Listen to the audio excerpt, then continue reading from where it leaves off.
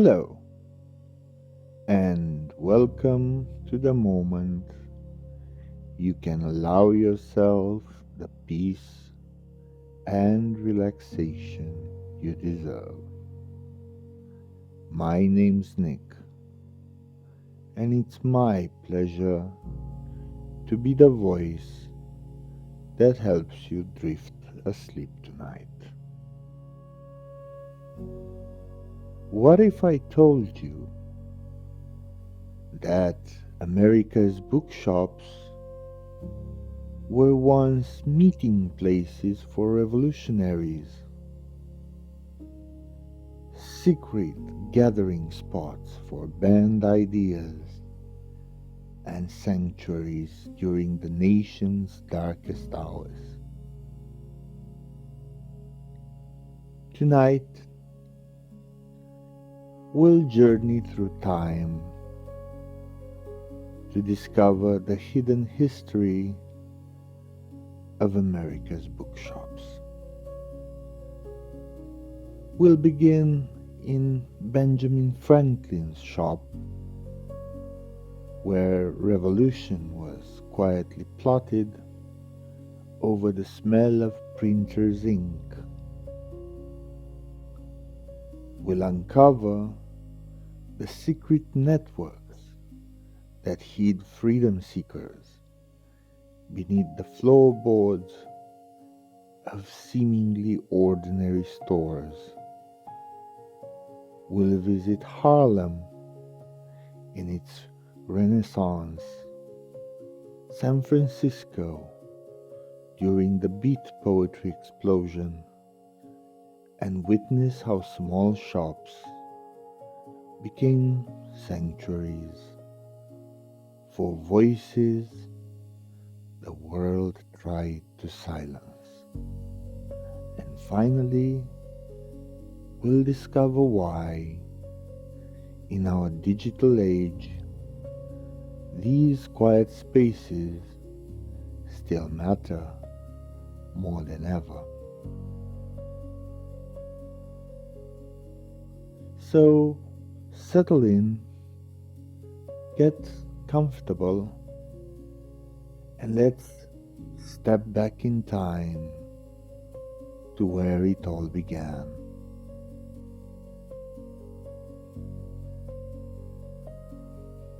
In the autumn of 1729, a young printer named Benjamin Franklin opened a small shop on Market Street in Philadelphia. The air inside smelled of fresh ink and paper, and the wooden floorboards creaked beneath the weight of arriving shipments from England. To passerbys, it appeared to be just another colonial business, a place to purchase almanacs, Bibles, and the occasional novel shipped across the Atlantic.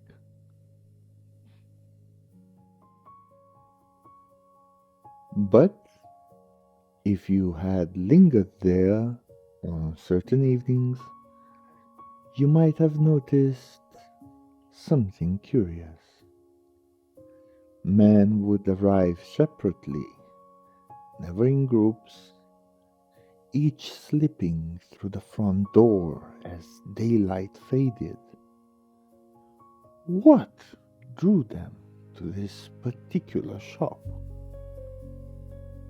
And why did they always come after dark? Franklin's establishment was more than a bookshop. It had become a kind of laboratory for ideas that England's crown would have found deeply troubling. The books on his shelves weren't merely for sale. They were for discussion, debate, and yes, sometimes conspiracy. Works by John Locke and other Enlightenment philosophers sat prominently displayed,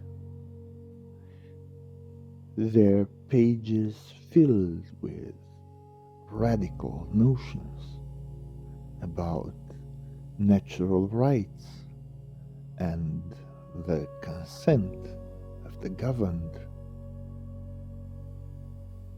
In the back room, beyond the public's eye, Franklin and his associates would gather around a single candle. They called themselves the Junto, a club of artisans and thinkers.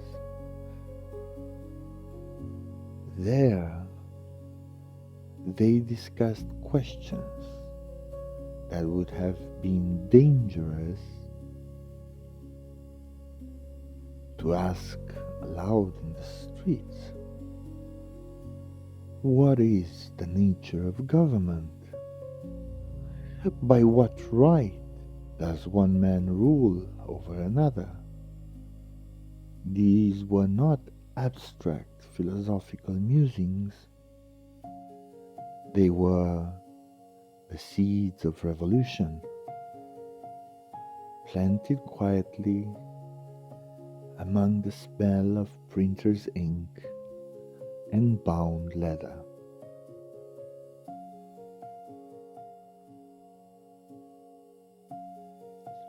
But Franklin's shop was hardly alone. Throughout the colonies, bookshops began to multiply, each one becoming a small beacon of dissent. In Boston, a bookseller named Henry Knox,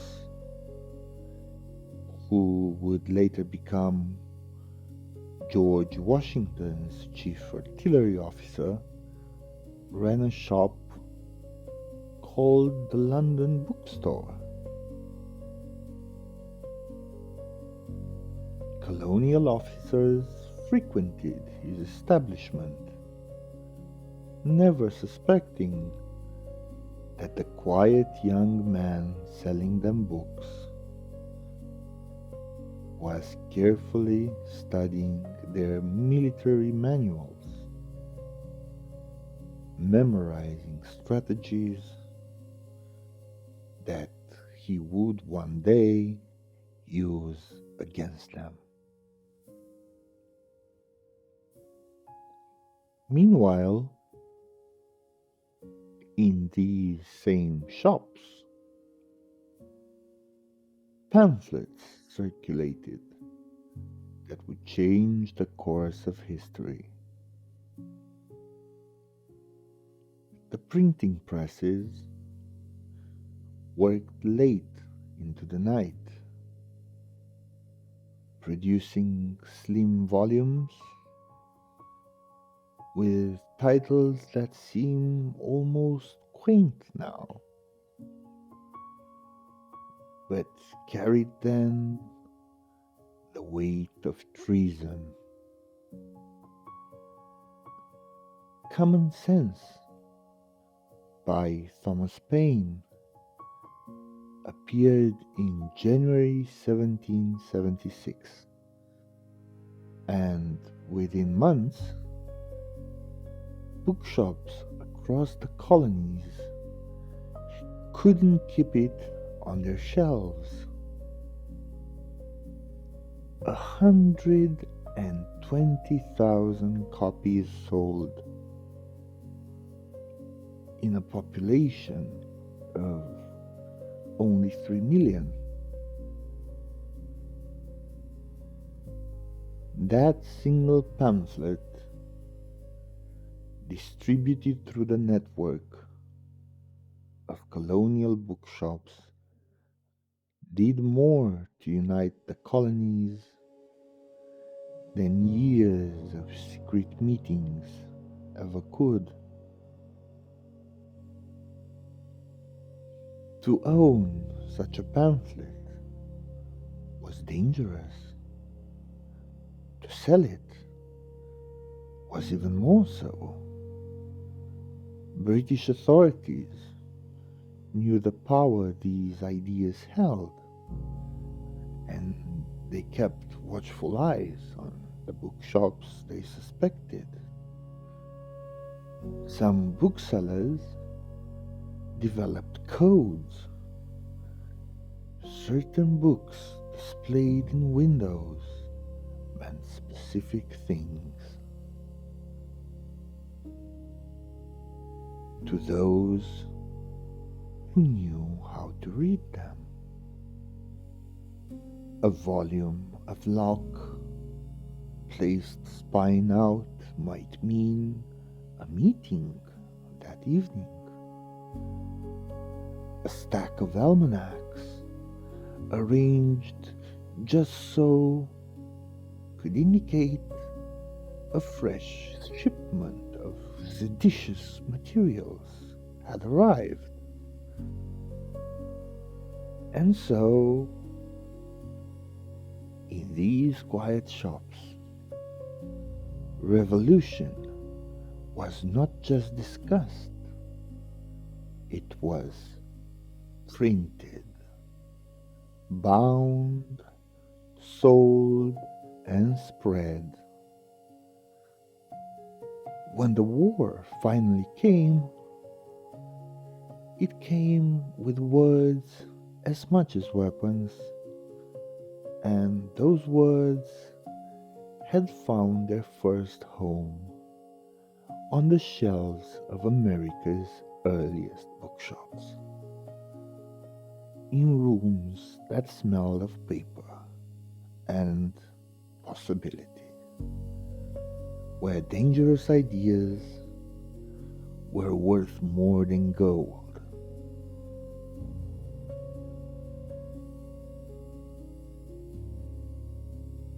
The war had been won, but new battles were just beginning.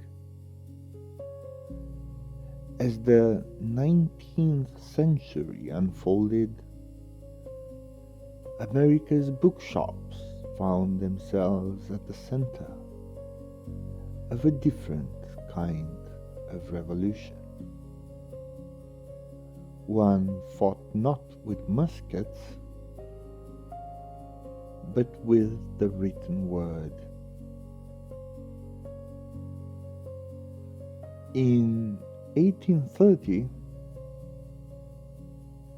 a Quaker bookseller named Isaac Hopper opened a small shop in New York City.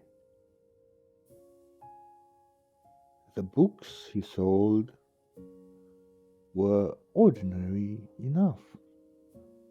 Religious texts, children's primers,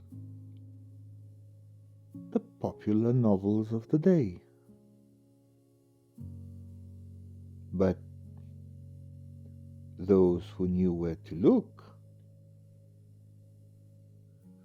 were to find something else entirely. Hidden among the innocuous volumes were again pamphlets and books that could get a person arrested, or worse. What was in these forbidden pages that made them so dangerous?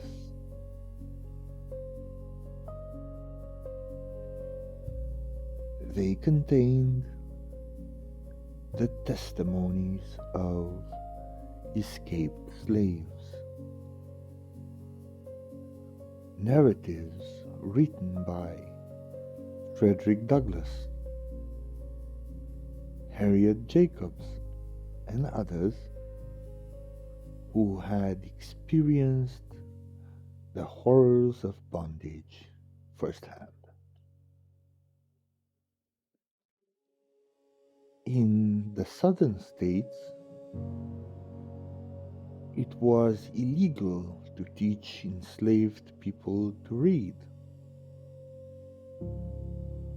and it was equally illegal to distribute materials that questioned the institution of slavery. Yet bookshops like Hopper's did exactly that.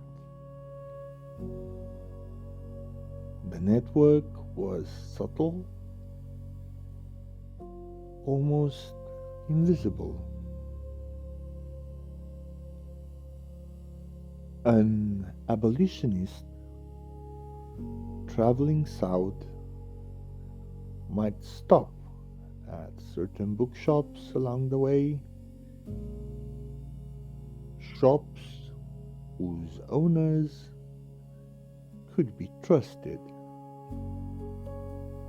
There, hidden in false bottomed crates or wrapped in plain paper and labeled as something else entirely, anti-slavery literature would have changed hands. A hymnal might conceal a pamphlet. A Bible's hollowed out pages might hide a map, or the Underground Railroad. Speaking of which, some bookshops served an even more direct purpose in that secret network. In Philadelphia, a black-owned bookshop run by a man named David Ruggles became a station on the Underground Railroad. The shop's basement, through a trapdoor,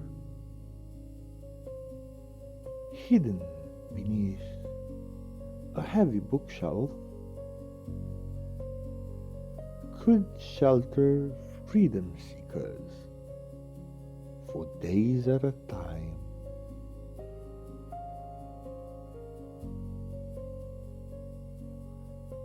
Upstairs, customers browsed peacefully, unaware that beneath their feet people were hiding, waiting for nightfall and the next leg of their journey north.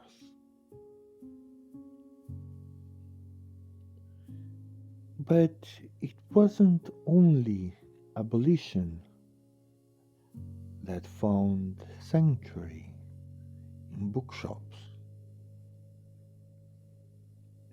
As the century progressed, another movement was stirring, one that would take even longer to achieve its goals. Women seeking the right to vote, to own property, to have legal standing equal to men, found their words banned from most respectable establishments. In the 1850s and beyond, certain bookshops became heavens for suffragist literature. Shop owners, many of them women, who had found rare independence through business ownership, stocked pamphlets by Elizabeth Cady Stanton, Susan B. Anthony, and Sojourner Truth. When newspapers refused to print women's arguments for equality, these texts were printed privately and distributed through bookshops willing to brave the controversy. There was a bookshop in Boston run by a widow named Abigail Carter, where women could gather on Tuesday afternoons. Officially, they met to discuss literature. In practice, they planned rallies, drafted petitions, and shared copies of The Revolution, a suffragist newspaper that many shops refused to carry.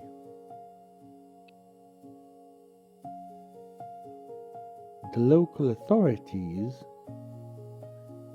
knew what was happening, but Miss Carter had been clever. Her shop was also a lending library, and she'd made sure that the mayor's wife was a regular patron. Some battles are won through strategy, as quiet as the turning of pages.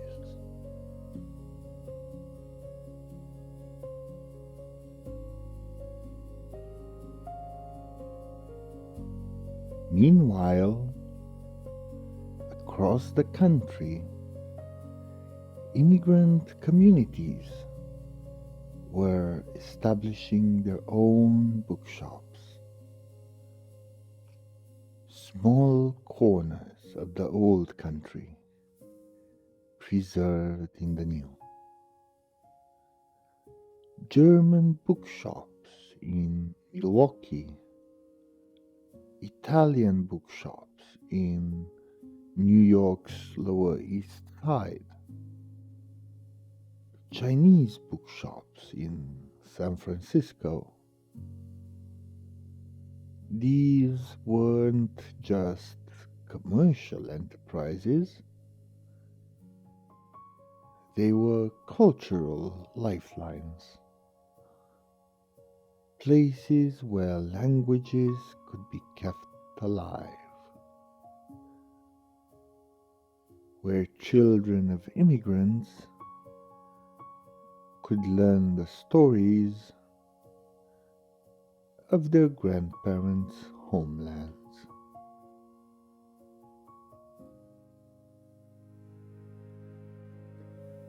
And in these shops too, forbidden ideas found shelter. socialist newspapers printed in German, anarchist pamphlets in Italian, ideas about labor rights, about workers organizing against industrial barons who treated human beings as machinery. The owners of these shops knew they were being watched by the police, by factory owners, by those who saw any challenge to the existing order as a threat. Yet the books remained on the shelves. The conversations continued in back rooms and around pot-bellied stoves, because these booksellers understood something essential, that ideas, once written down and shared, become very difficult to kill. You can burn a book, but if enough people have read it, the words survive in memory, in conversation, in the quiet passing of knowledge from one person to another. And so, America's bookshops became what they had been since Franklin's time: sanctuaries for forbidden words, dangerous thoughts, and the persistent human hope that tomorrow might be better than today.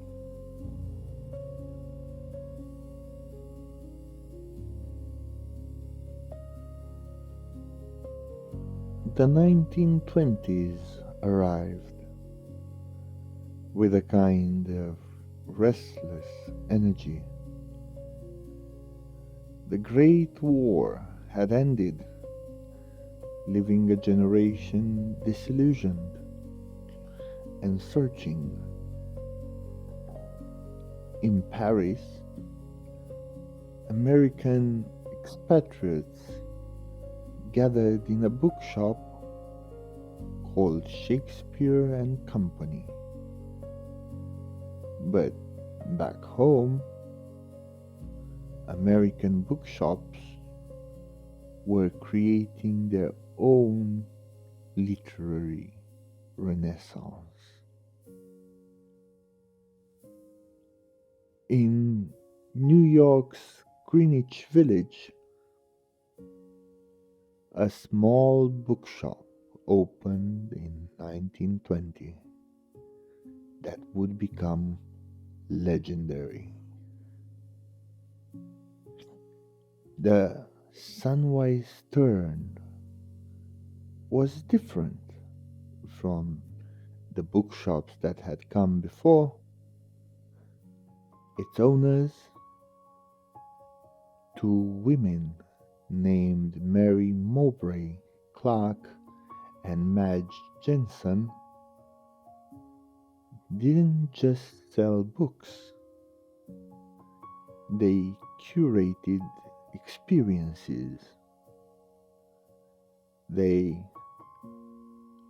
hosted readings, discussions, exhibitions of modern art. The shop stayed open late into the evening, its windows glowing warmly against the dark streets. Writers began to gather there. Some were already famous, but many were unknown, carrying manuscripts they hoped someone might notice. And here's what made these bookshops of the 1920s so remarkable. Sometimes someone did notice. An editor might be browsing the shelves and strike up a conversation with a struggling poet. A publisher's assistant might attend a reading and discover the next great novelist. These weren't just shops, they were incubators of American literature. But perhaps nowhere was this more true than in Harlem, where a different kind of renaissance was unfolding. In 1939, a man named Louis Michaud opened the National Memorial African Bookstore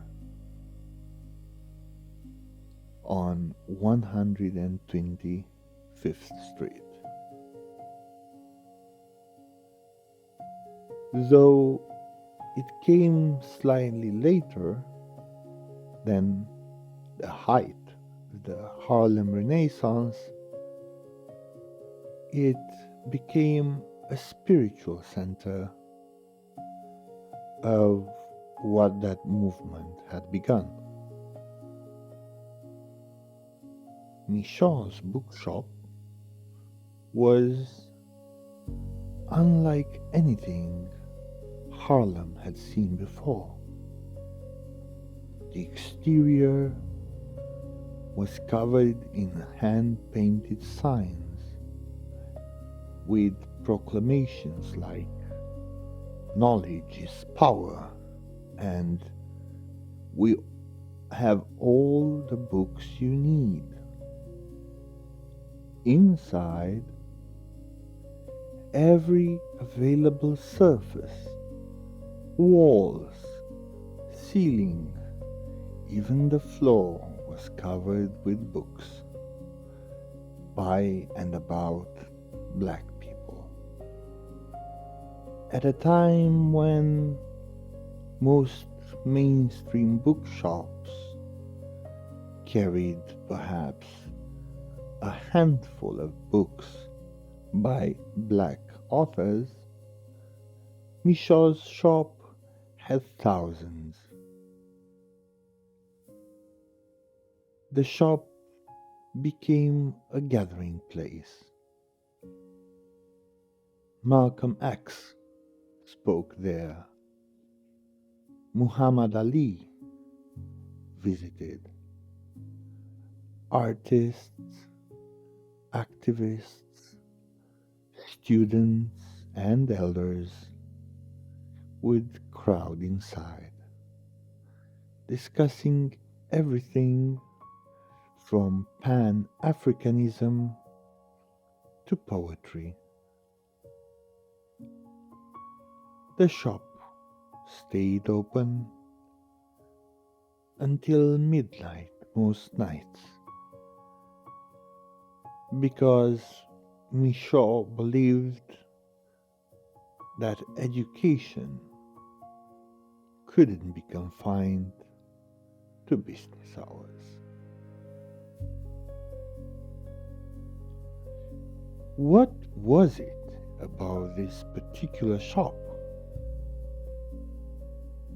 that drew people from across the country to its crowded aisles?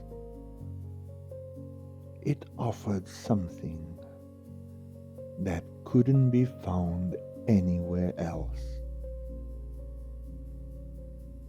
A complete reflection of black intellectual life, all in one place. For many visitors, it was the first time they'd seen their own history,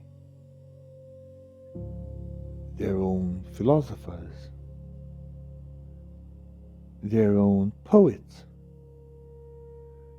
given the prominence usually reserved for European authors. Meanwhile, on the other side of the country, another kind of literary revolution was brewing. In 1953, a poet named Lawrence Ferlinghetti opened City Lights Bookstore in San Francisco's North Beach neighborhood. The shop specialized in poetry and political writing, with an entire section devoted to what Ferlinghetti called the literature of engagement.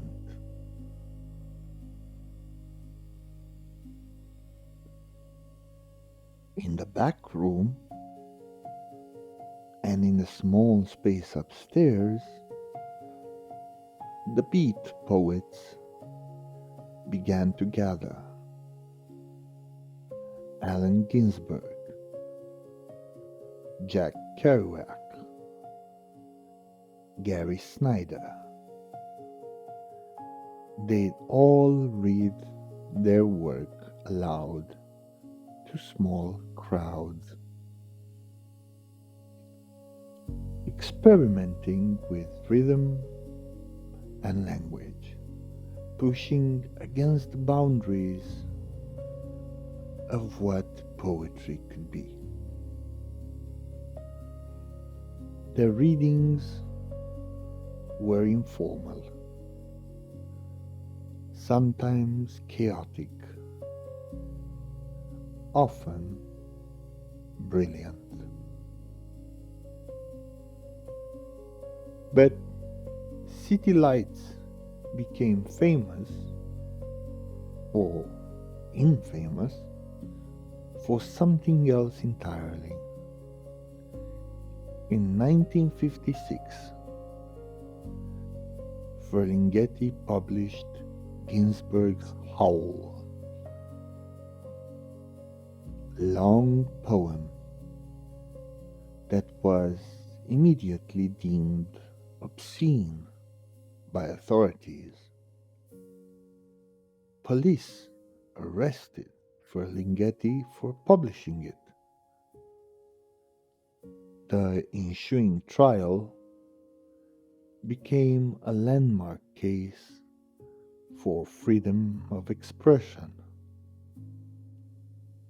Booksellers around the country watched closely, understanding that what happened to City Lights could happen to them. And yet, during the Great Depression, Bookshops had served an even more fundamental purpose. As the economy collapsed and people lost everything, many bookshops transformed into lending libraries. For a few cents, someone could borrow a book, an escape from the hardship of daily life. A few hours of respite. Some shop owners went even further. They'd allow customers to sit and read without buying anything. They'd provide warmth in winter, a place to sit that wasn't a park bench or a bread line.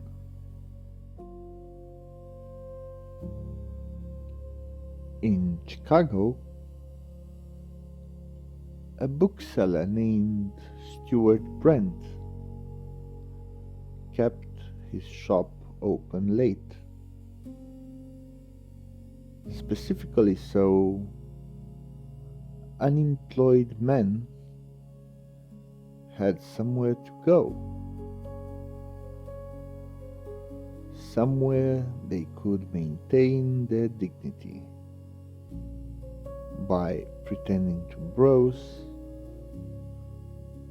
while staying warm. These weren't acts of charity, or at least the booksellers didn't frame them that way. They were acts of community, a recognition that books and the spaces that housed them served purposes beyond commerce. They were public squares, refuges, places where human connection could happen over shared stories.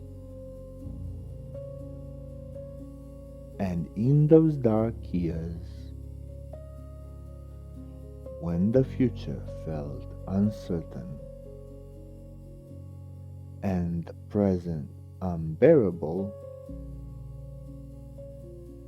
America's bookshops offered something invaluable. Proof that beauty and ideas and human creativity persisted even when everything else seemed to be falling apart.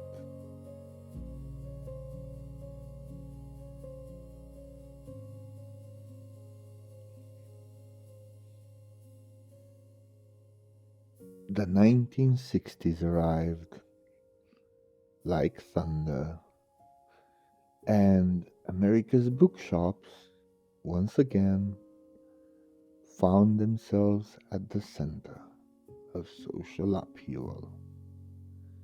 But this time, the revolutions were multiple, simultaneous, and they would transform not just what bookshops sold, but who owned them and whom they served.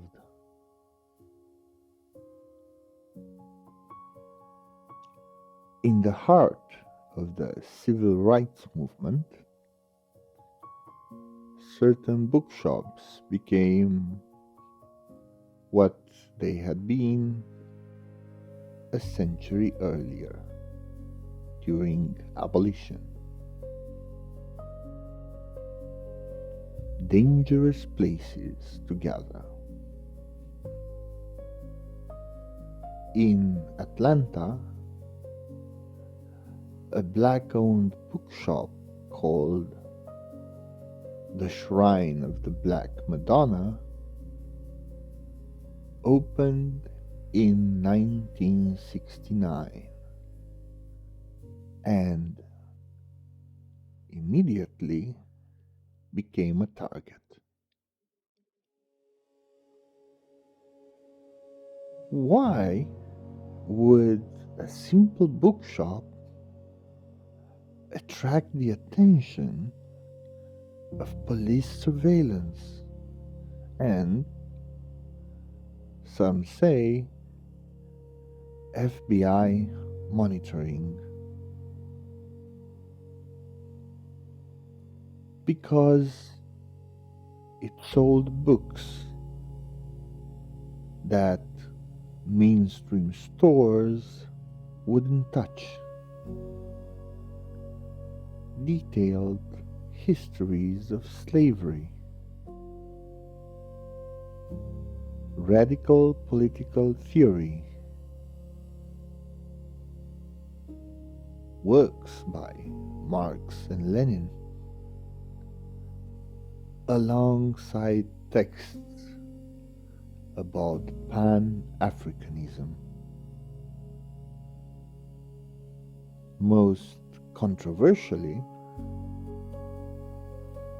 it sold books about self-defense and community organizing. The shop's owner,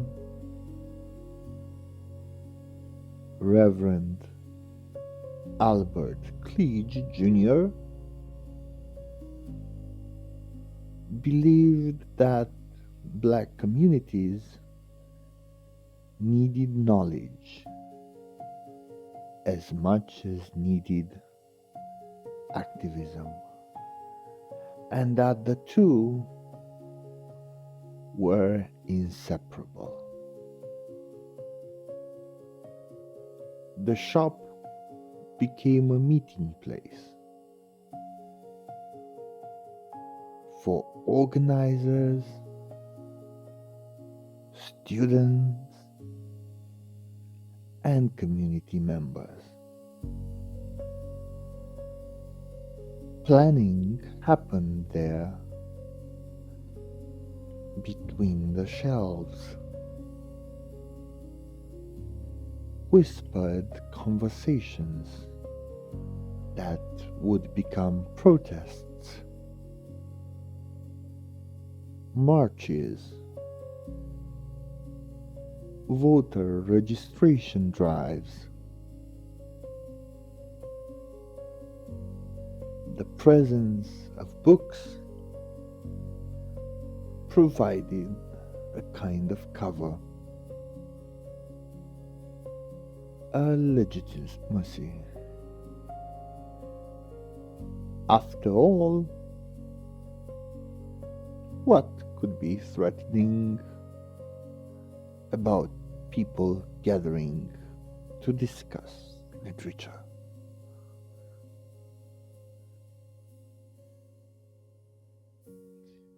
But across the country, another kind of bookshop was emerging, one that would prove equally revolutionary. In 1970, 6 women in Minneapolis pooled their resources and opened Amazon bookstore, the first feminist bookstore in North America. The name, chosen before the online retailer existed, was meant to evoke strength and independence. These feminist bookshops and dozens more would open throughout the 70s and 80s, serve the purpose that's hard to imagine now. At that time, major publishers released perhaps a handful of books by women each year. Books about women's history, women's health, women's experiences were nearly impossible to find in mainstream stores. What these feminist bookshops did was revolutionary. They created their own distribution networks. Imagine this: small presses run by women would publish books. Feminist bookshops would stock them, and suddenly a woman in Des Moines would find poetry by Audre Lorde,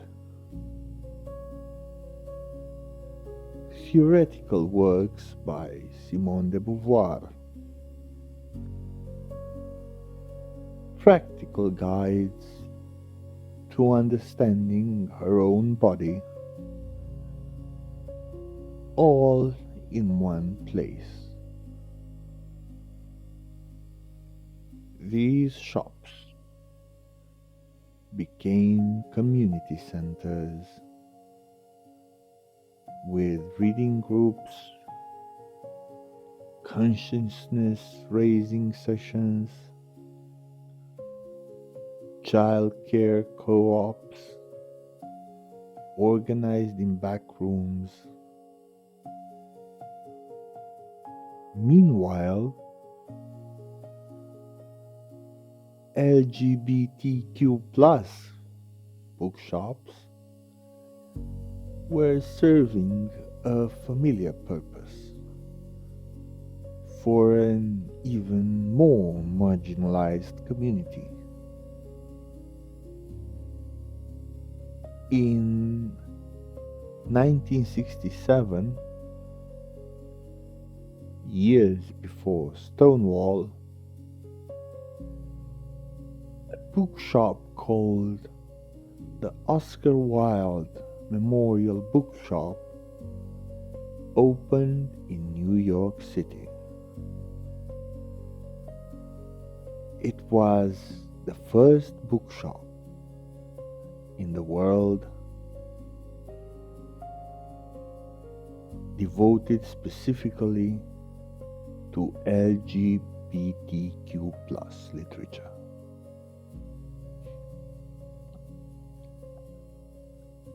To understand what this meant, you have to remember the context. Homosexuality was still classified as a mental illness. It was illegal in most states. Gay people could lose their jobs. their families, their freedom, simply for being who they were. And in this climate, a bookshop opened with Oscar Wilde in its name, a deliberate, defiant choice. The shop's window displays were visible from the street. Anyone walking could see books with gay themes, gay authors, gay lives acknowledged openly. For many LGBTQ plus people, especially young people, just beginning to understand themselves, that bookshop was the first place they'd ever seen. Their existence reflected and affirmed.